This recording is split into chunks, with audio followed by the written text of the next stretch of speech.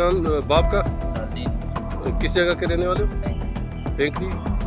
आपका लड़की नाम क्या है? इरम। बाप का मजीद, रेजिडेंट ऑफ तिलावाड़ी। क्या प्यार सच में सरहदों को नहीं मानता? क्या मोहब्बत की कोई एलओसी नहीं होती?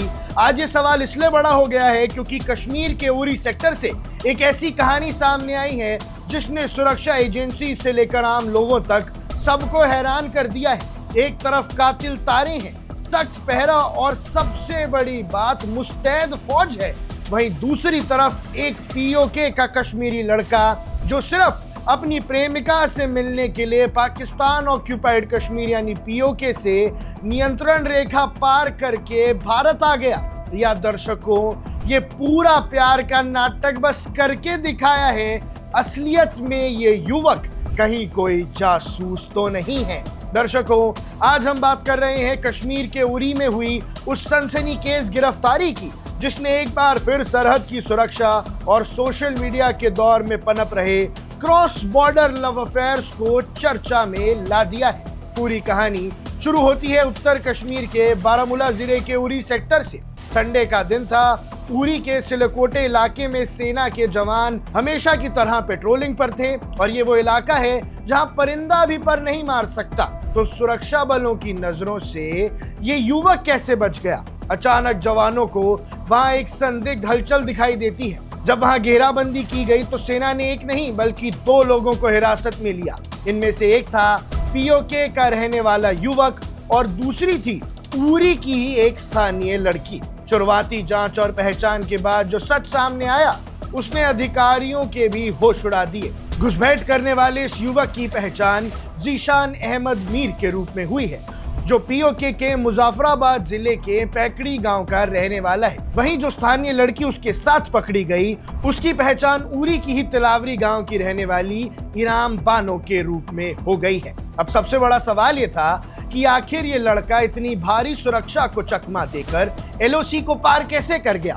क्या इसका कोई आतंकी कनेक्शन था? क्या ये किसी बड़ी साजिश का हिस्सा है? जब सुरक्षा एजेंसीज और आर्मी यूनिट ने जीशान से कड़ाई से पूछताछ शुरू की तो उसने जो दावा किया उसने कहानी को पूरी तरह से फिल्मी बना दिया। जीशान का कहना है कि वो किसी गलत इरादे या साजिश के तहत बॉर्डर पार करके नहीं आया है, बल्कि वो उरी में रहने वाली अपनी प्रेमिका इराम बानो से मिलने आया था। जी हाँ, अधिकारियों के मुताबिक शुरुआती जांच इशारा कर रही है कि यह पूरा मामला एक क्रॉस बॉर्डर लव अफेयर यानी सीमा पार के प्रेम प्रसंग का है। ऐसा माना जा रहा है कि दोनों पिछले कुछ समय से सोशल मीडिया या किसी और जरिए से एक दूसरे के संपर्क में थे और इसी प्यार के खातिर जीशान ने अपनी जान जोखिम में डालकर एलओसी पार करने का फैसला कर लिया।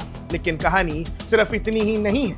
इस घटना के ठीक साथ उरी सेक्टर में एक और बड़ी हलचल देखने को मिली जिसने सुरक्षा बलों को हाई अलर्ट पर कर दिया। एक तरफ जहां जीशान और उसकी प्रेमिका को हिरासत में लिया गया, वहीं दूसरी तरफ सुरक्षा बलों ने एक और बड़ी घुसपैठ की कोशिश को नाकाम कर दिया है। अधिकारियों के मुताबिक एक अलग कार्यवाही में सुरक्षा बलों ने सोपोरो के रहने वाले 3 स्थानीय लोगों को पकड़ा जो कथित तौर पर भारतीय सीमा को छोड़कर गुलाम कश्मीर यानी पीओके की तरफ जाने की कोशिश कर रहे थे। एक ही दिन में एलओसी के पास हुई इन 2 बड़ी घटनाओं ने सुरक्षा महकमे में खलबली मचा दी।